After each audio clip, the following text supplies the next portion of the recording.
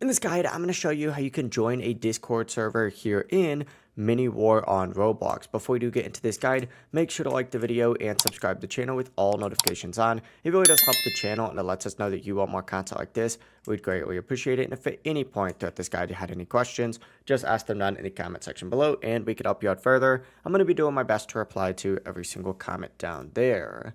Now, first things first, if you're currently in the game, you do need to actually back out of it. To back out of it, go ahead and just hit the little like Roblox icon up in the top left, hit leave just like so, and then hit leave one more time.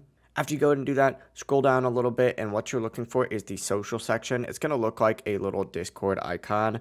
Go ahead and select the little Discord icon and then press continue. This is then going to open up a page that looks something like this on a web browser for you. You have to hit accept invite and it's going to redirect you into Discord. So to open up Discord, it's going to take you to a page that looks like this. And then over in the service tab, you're now going to see the Pentagon community. This is the tab just like so. We can immediately go ahead and go into general and chat with other people in the community.